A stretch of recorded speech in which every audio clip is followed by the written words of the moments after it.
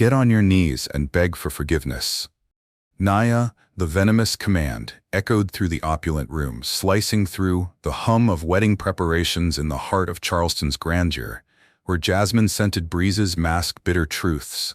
A single act of defiance is about to unravel a day meant for celebration. What happens when one woman refuses to bow to cruelty and a lavish ceremony teeters on the edge of chaos? Will pride clash with prejudice, or will justice rise from the ashes of a shattered vow? This is a story of courage.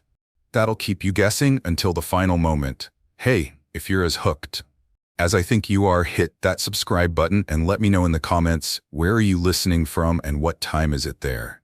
What do you think will happen? Stick around because you won't believe how this unfolds.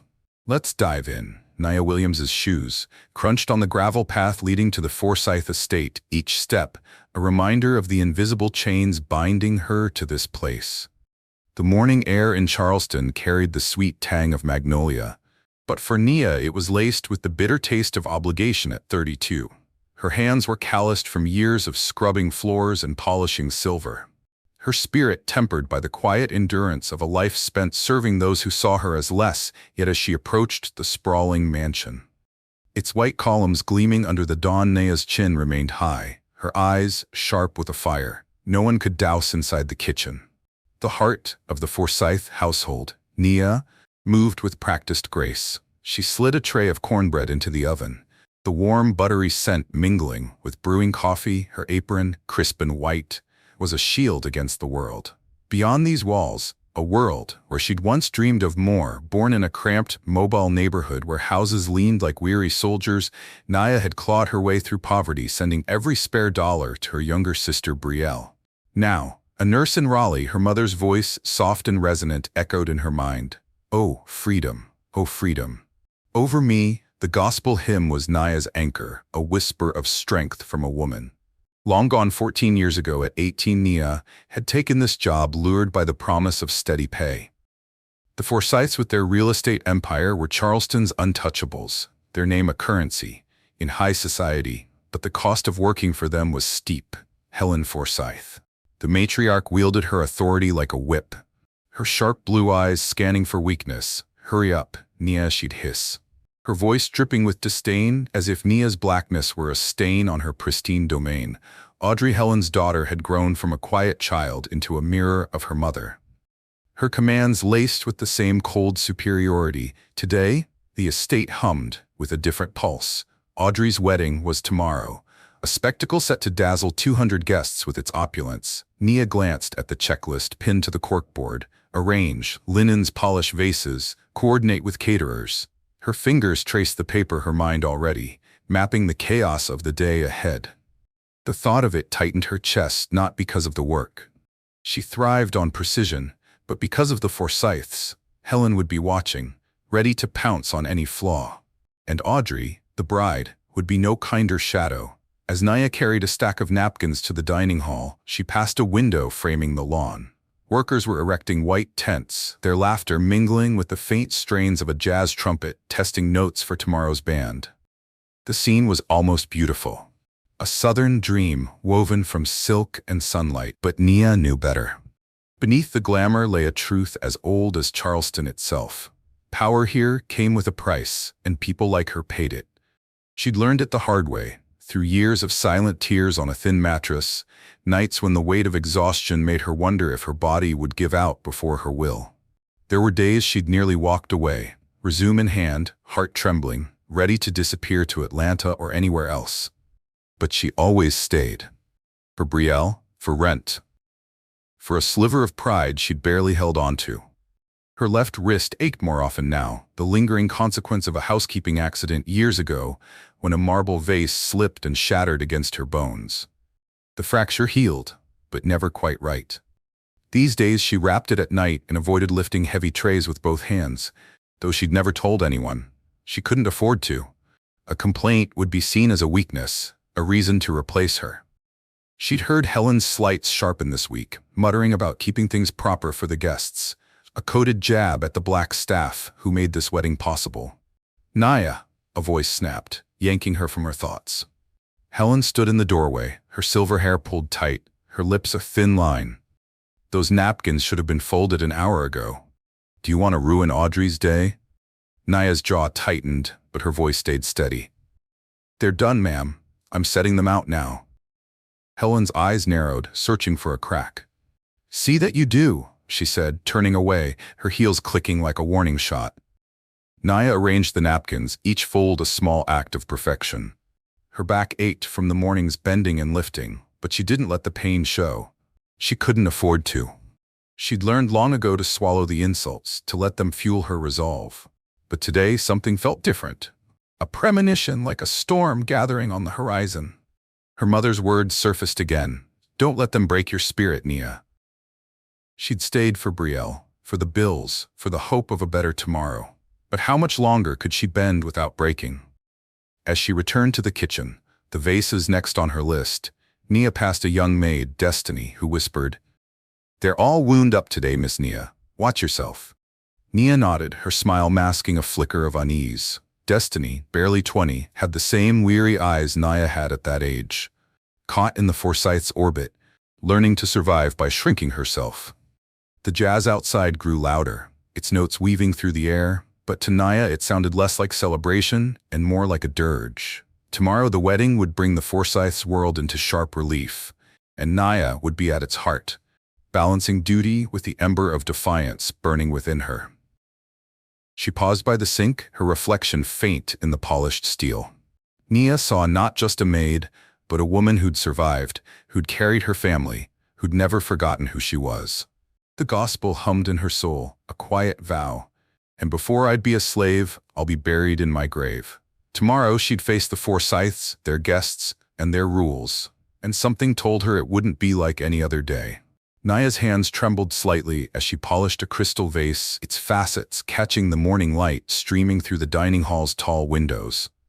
The jazz from the lawn had faded, replaced by the clatter of workers hauling chairs across the grass, their voices a low hum beneath the Forsythe estate's polished silence. Naya's encounter with Helen earlier had left a bruise on her spirit, but she pushed it down, her fingers moving with the precision of someone who'd learned to bury hurt beneath duty. Her stomach churned. Not from fear, she was used to fear, but from the sense that her control might finally slip. The wedding was tomorrow, and every task on her list felt like a tightrope walk over a pit of Helen's scorn.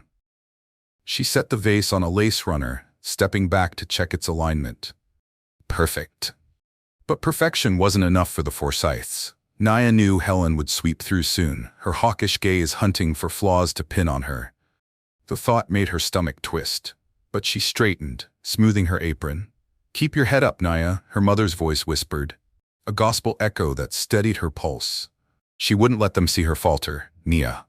Audrey's voice cut through the air, sharp as a blade. The bride-to-be stood in the doorway, her silk robe trailing like a royal train. At 26, Audrey had her mother's angular beauty, high cheekbones, pale skin, but her eyes held a restless cruelty, as if she'd been taught to wield power before kindness. "These flowers are wrong," she said, pointing to a bouquet of peonies on a side table. "I said white, not cream. Fix it." Naya crossed the room, her steps measured. "They're white pays, Miss Audrey, as you requested," she said, voice calm but firm. She tilted the bouquet, letting the light reveal their snowy petals. Audrey's lips pursed, her gaze flicking over Naya like she was inspecting a servant's worth. "They look cream to me." She snapped, "Do it again, and don't waste my time. I'm the bride, not you." The word stung, but Nia nodded. "I'll double-check with the florist, ma'am," as she turned to leave. Audrey added, "And hurry, Mother's already upset about your slowness." Today, Nia's fingers tightened around the bouquet, but she kept her face neutral, escaping to the hallway before the heat in her chest could spill into words. Slowness, she'd been up since dawn, her hands never idle, but to Audrey. She was just a shadow expected to move without being seen. In the service corridor, Naya leaned against the wall. The cool plaster grounding her, she thought of Brielle, her sister who'd called last night to check on her. "You don't have to stay there." Naya, she'd said, "Come to Raleigh, start over." But starting over meant risking the stability she'd fought for, the paycheck that kept her afloat. She closed her eyes, humming her mother's gospel softly, "And before I'd be a slave." The melody was a lifeline, pulling her back from the edge of despair destiny. The young maid appeared carrying a tray of silverware. "Miss Nia, you, okay?" She whispered, her brown eyes wide with concern. Nia forced a smile. "Just catching my breath." "Destiny, how's the kitchen?" Holding up, Destiny glanced over her shoulder, lowering her voice. "Mrs. Forsythe's been yelling at everyone, says we're not up to standard for her guests. I heard her tell Miss Audrey to keep an eye on us. Especially you." Nia's smile faded. "Especially her." Of course, Helen's prejudice wasn't new, but the wedding had sharpened it. Turning every glance into a judgment, Nia patted Destiny's arm. "Keep your head down, and we'll get through this." Destiny nodded, but her eyes mirrored Nia's own unease. They were both trapped in the Forsythe's world, where a single misstep could cost everything. Back in the dining hall, Nia replaced the pays, though she knew they'd been right. All along, as she worked, Helen swept in her perfume, heavy with jasmine. "Nia, the caterers say the cornbread isn't ready. What have you been doing?" Her tone was accusatory, as if Nia could conjure golden loaves from thin air. "I checked an hour ago." "Ma'am," Nia replied, "they're baking now on schedule." Helen's eyes narrowed. "They'd better be. This wedding is Audrey's moment, and I won't have it ruined by incompetence." Nia held her gaze, her voice steady. "It won't be, ma'am." Helen huffed, turning away, but not before muttering, "Make sure it isn't, or you'll regret it." The threat hung like a storm cloud, and Nia felt its weight settle over her. She moved to the next task, arranging crystal glasses, but her mind raced. Helen's words weren't just about cornbread. They were a warning, a reminder of the power she held over Nia's life. As Nia worked, the jazz band outside struck up a new tune, its notes weaving through the open windows to the guests arriving. Tomorrow it would sound like joy, but to Nia it was a mask for the tension coiling tighter with each passing hour. She thought of her mother's gospel, its promise of freedom, and wondered if she'd ever find it tomorrow. The wedding would test her patience, her strength, her soul, and deep down Nia sensed that this day, unlike any other, might demand more than she'd ever given. Nia's footsteps echoed softly in the bridal suite, a sanctuary of silk and mirrors where the air shimmered with the weight of tomorrow's vows.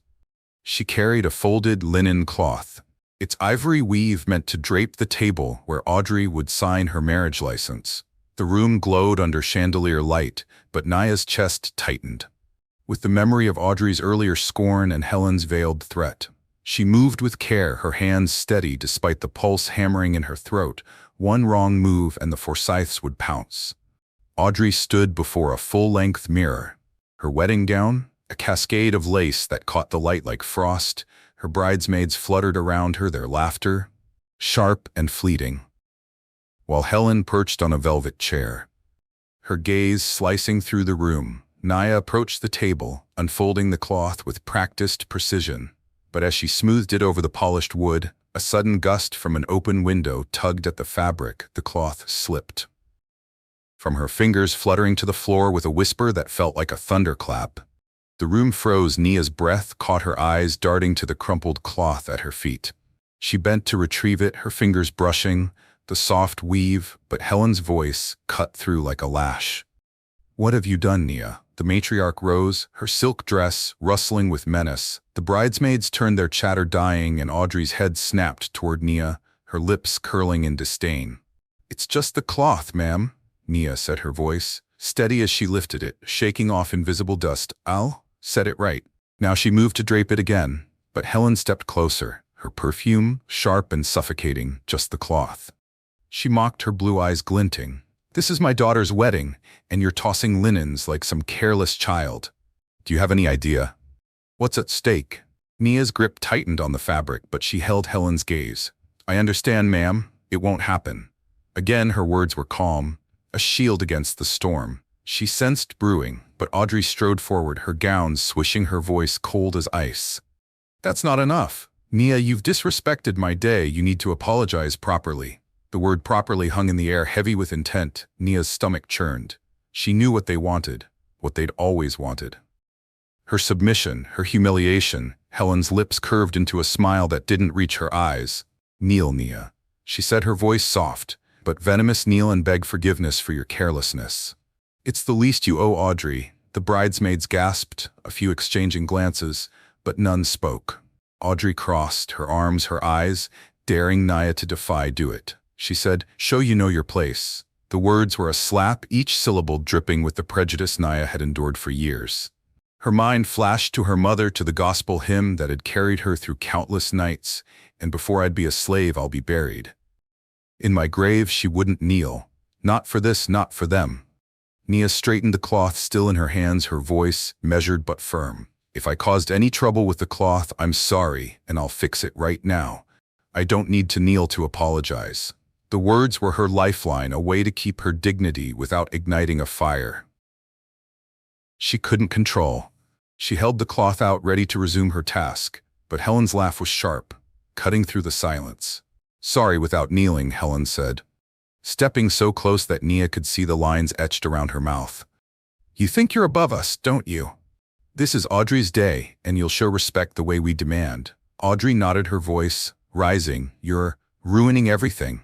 Nia, kneel, or you're finished here." Nia's heart pounded a drumbeat of rage and resolve. She thought of Brielle, of the paycheck she needed, of the years she'd swallowed their insults. But this was different. Kneeling wasn't about the cloth. It was about power, about reducing her to less than human. Her mother's voice sang in her soul, a gospel call to stand tall. She couldn't bend. Not now. The room seemed to shrink, the chandelier's light casting long shadows. Nia's eyes locked with Helen's, then Audrey's, her silence louder than any shout. The bridesmaids shifted, one biting her lip, another looking away. Outside, the jazz band played on its notes, drifting through the window, but to Nia they were a distant pulse, drowned by the blood rushing in her ears. She stood there, the cloth, a symbol of a line she wouldn't cross, knowing her next words could shatter everything. "I've apologized," Nia said, her voice low but unyielding. "That's enough." Helen's face flushed, a storm breaking over her features, and Audrey's eyes widened in disbelief. The moment stretched taut as a wire, and Nia braced for what would come next, her spirit alight with a fire she'd kept hidden for too long. Nia stood rooted in the bridal suite, the ivory cloth clutched in her hands, its weight far heavier than linen should be. Helen Forsythe's command to kneel pulsed in the air, a venomous challenge echoed by Audrey's cold stare. The chandelier's light cast jagged shadows across the room, and the bridesmaids' hushed breaths were the only sound saved for the distant jazz notes.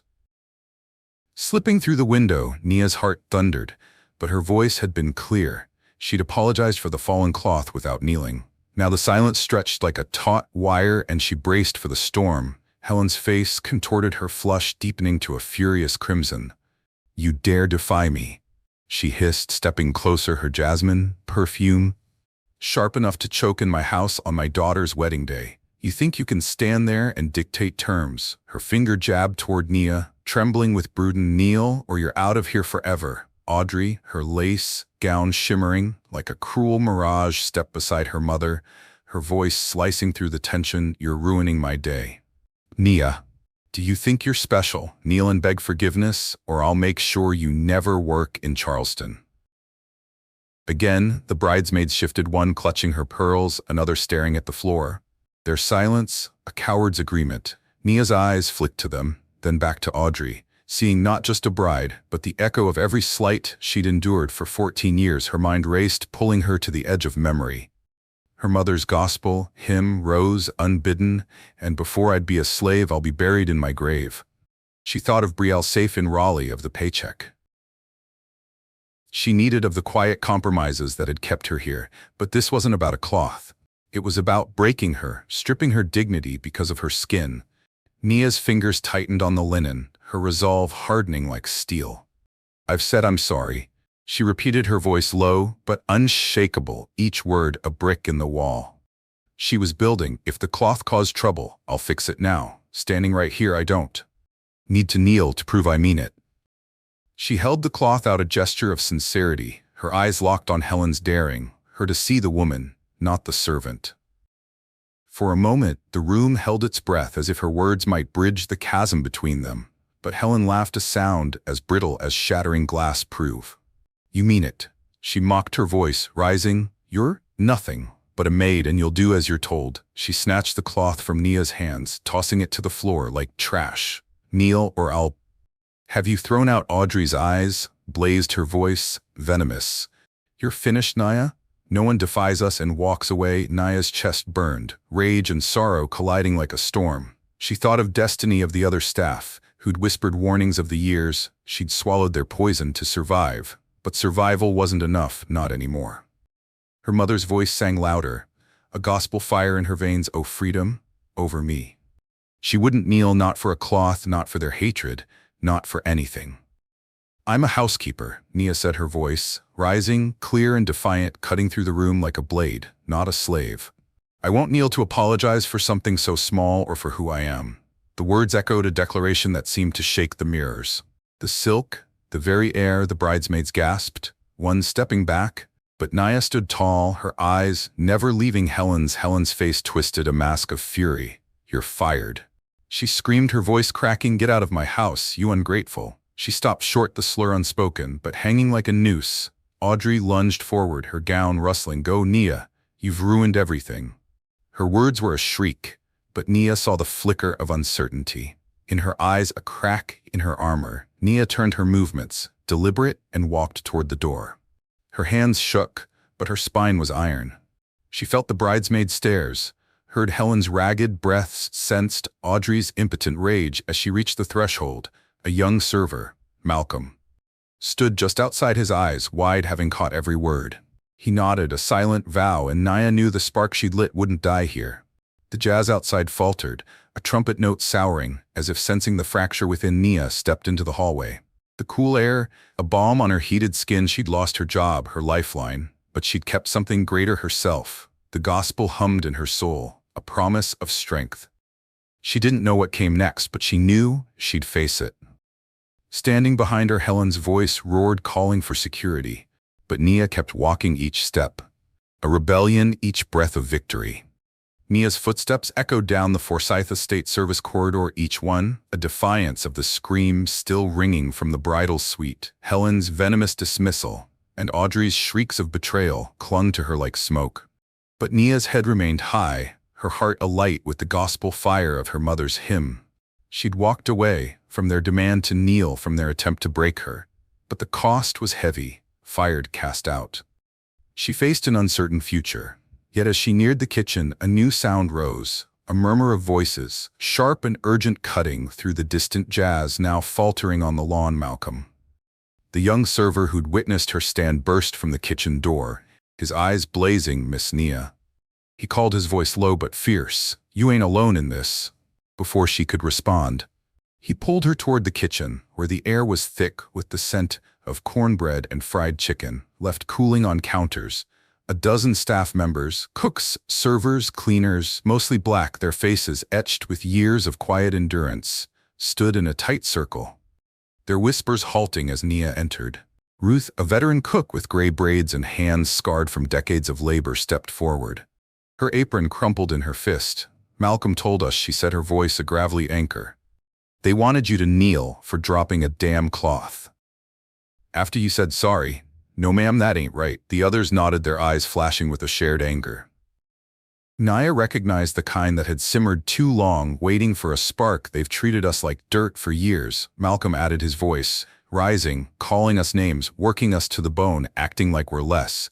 But what you did, Miss Nia, you showed them we're not their dogs." A server, Destiny, her young face tight with resolve, spoke up. "I heard Mrs. Forsythe yelling those awful things. She doesn't get to do that and expect us to keep smiling." Nia's throat tightened, her hands clenching at her sides. She hadn't meant to ignite this, hadn't asked them to stand with her, but their fury mirrored her own. "I just did what I had to," she said softly, her voice steady despite the tremor in her chest. "But y'all don't need to risk your jobs for me." Ruth shook her head, her eyes fierce. "This ain't just about you, Nia, it's about all of us." We're done bowing. The decision came swiftly, like a flame catching dry grass. "We stop," Ruth declared, tossing her apron onto the counter. "No food, no service, no wedding." The others murmured agreement, their voices a chorus of rebellion. Malcolm grinned, a spark of defiance in his eyes.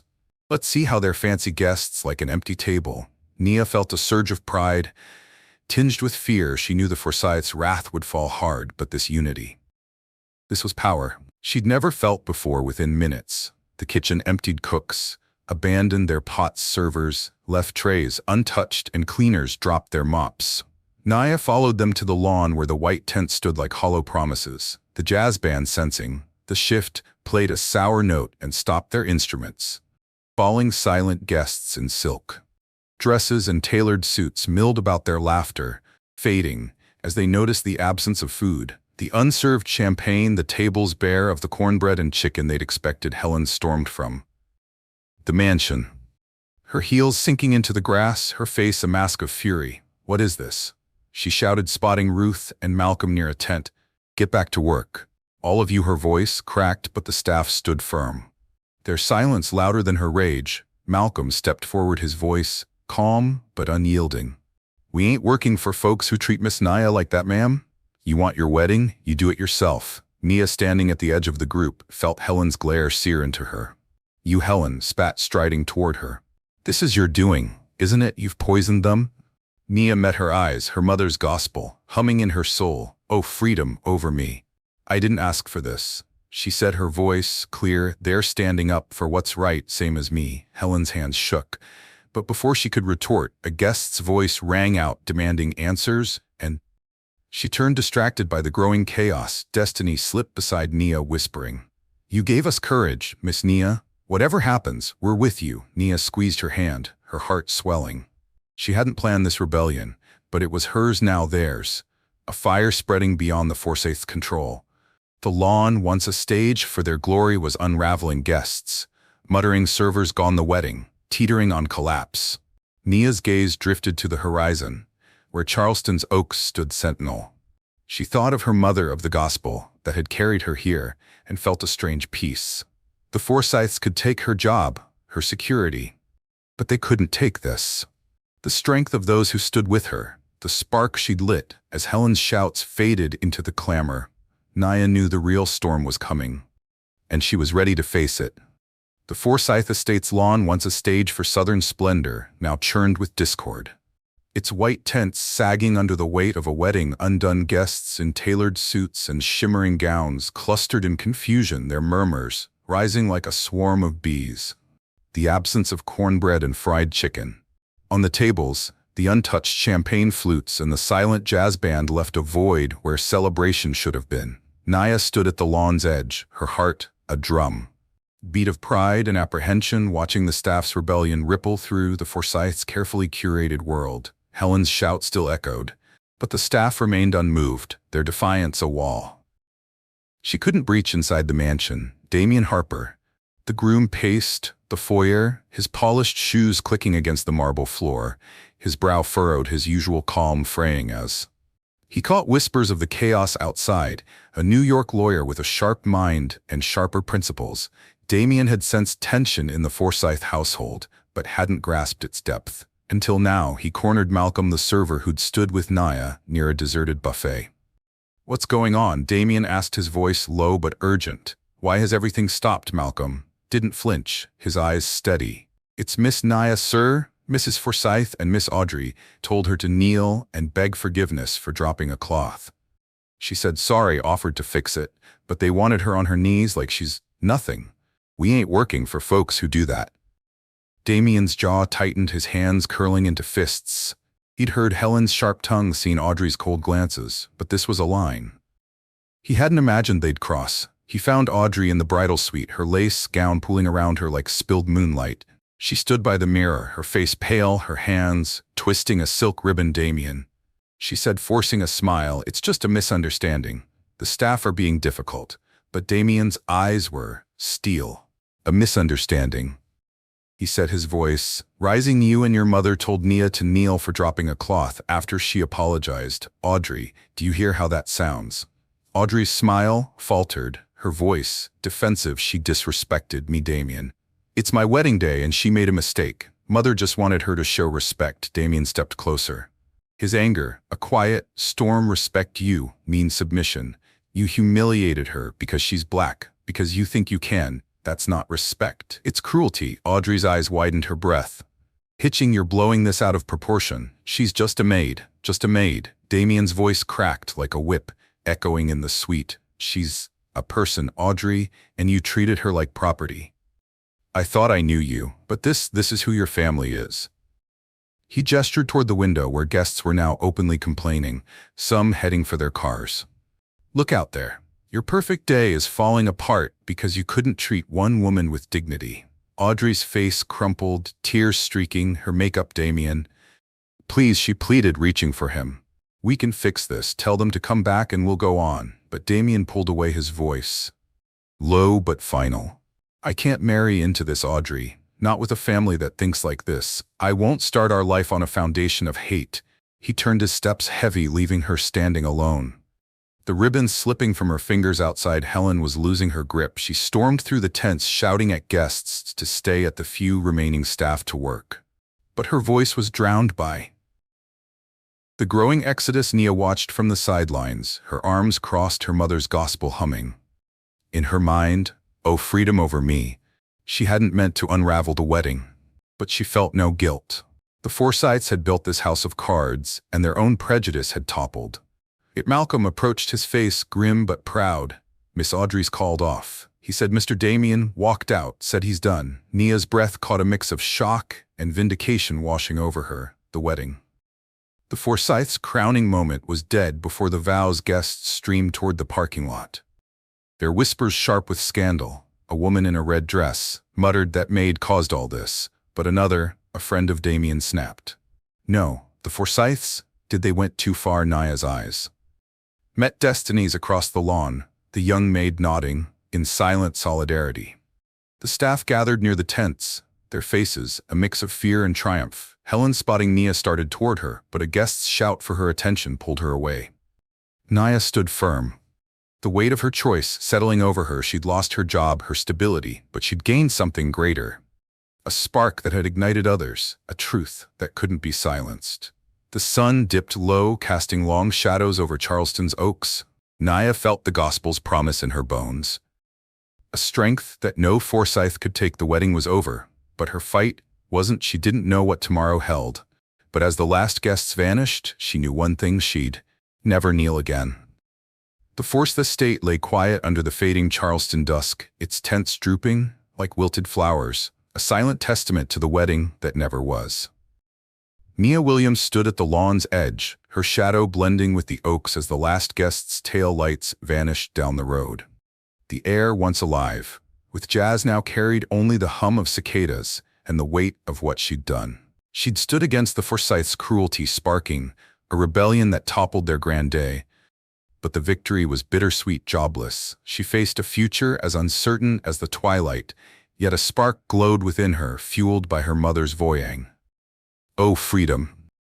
Over me by morning, Charleston buzzed with the scandal.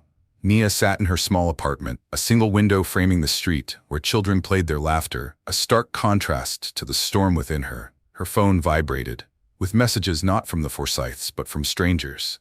A post on X penned by a guest had gone viral. Nia Williams refused to kneel for a dropped cloth. The Forsythes' racism canceled their own wedding. Thousands shared it, calling her a hero, their words a balm to her wounded spirit. She scrolled, her eyes lingering on comments like "She's one of us." Standing tall, a knock at the door pulled her from the screen. Ruth, the cook, thrown down, her apron stood there, a plate of warm cornbread in her hands. "Thought you might need this, Nia," she said, her gray braids catching the light. She stepped inside, her embrace fierce. "You lit a fire, girl. We're all talking about it. Me, Malcolm, Destiny. You gave us guts." Nia's throat tightened, her voice soft. "I didn't mean to drag y'all into this, Ruth. You could lose everything." Ruth's laugh was deep, unyielding. "Lose what? Scraps from their table."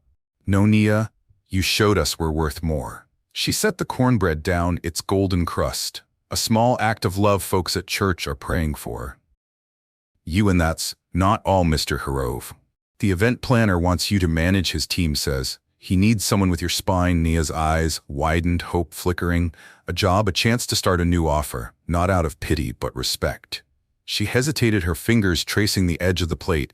"I'm thinking of something else," she admitted. "My own business. Maybe events done right where nobody's eye made to feel small." Ruth's eyes gleamed.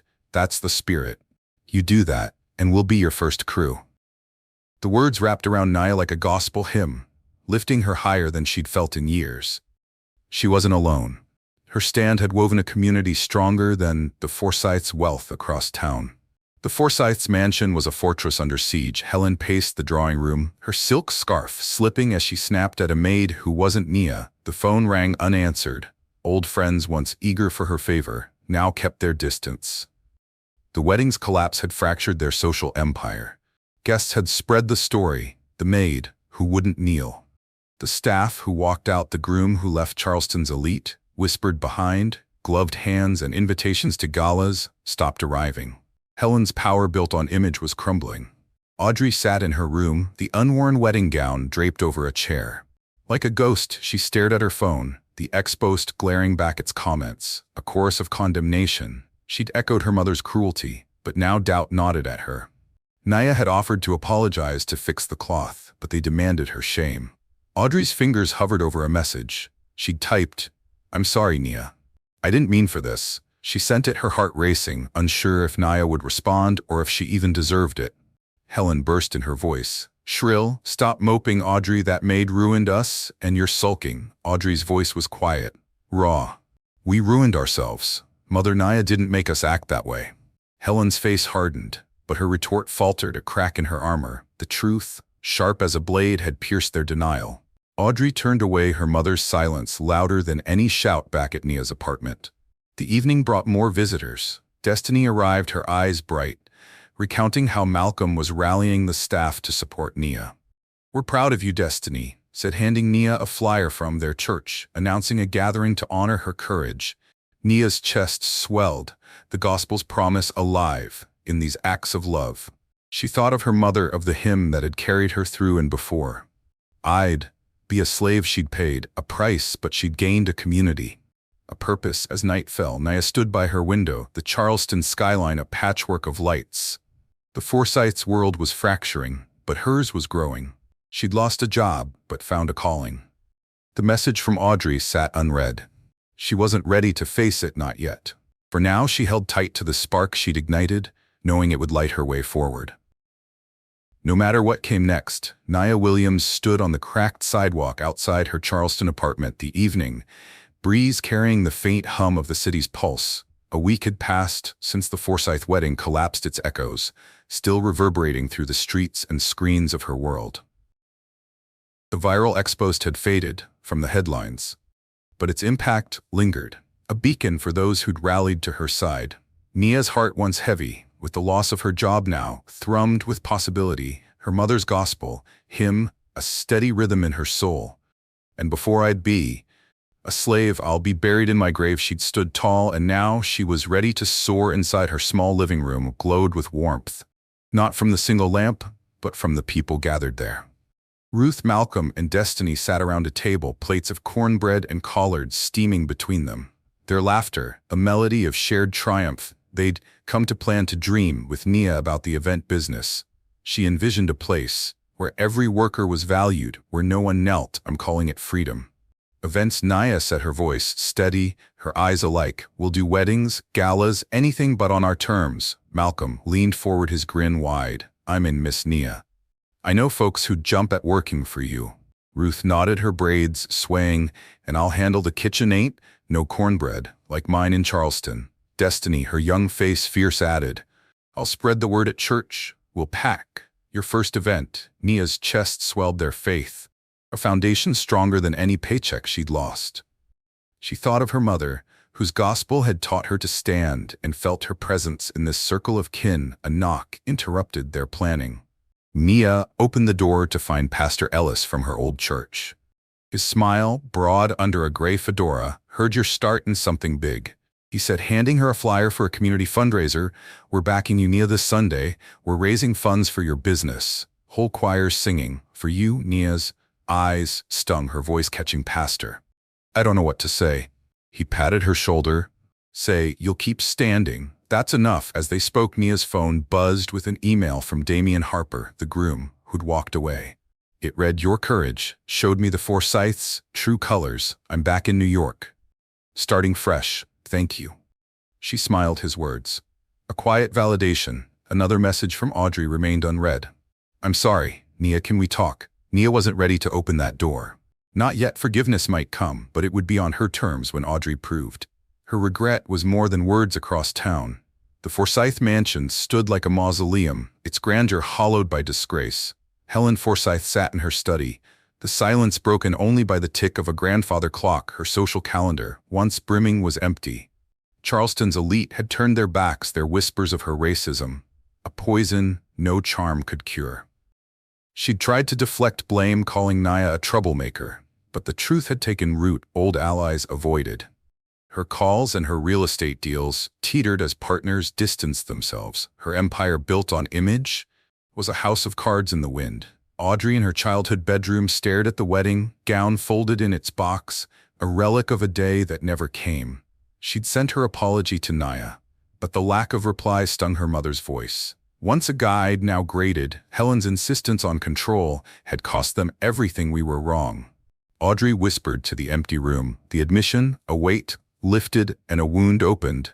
She didn't know if she could rebuild, but for the first time, she wanted to try to be more than her mother's shadow. Back at Naya's apartment, the gathering grew as neighbors arrived, drawn by the flyer and the story that had made her a quiet legend. They shared stories of their own, of slights endured, of battles fought, and Naya listened, her resolve deepening. She thought of her mother, whose gospel had been her shield, and felt a new verse forming, a song of freedom, not just for her, but for all who stood with her, the fundraiser, the business, the community. They were her future, a tapestry woven from courage as night deepened. Naya stepped outside the Charleston sky, a canvas of stars.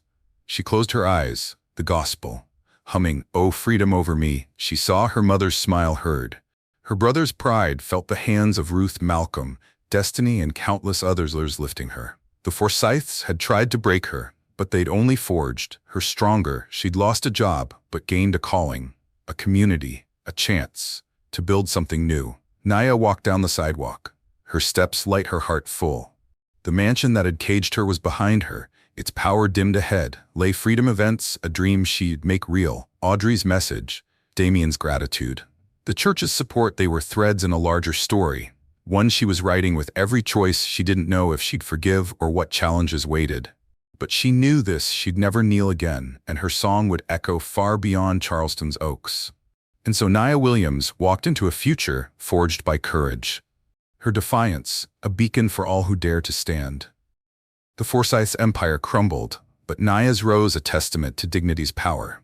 Thank you, dear listeners, for joining this journey through Charleston's heart, where one woman's spark lit a fire. Your support means the world, so please hit that subscribe button and give us a like to keep these stories alive. Share your thoughts. Did Naya's triumph move you? Let's keep the conversation going. Until next time, stay bold, stay true, and never kneel.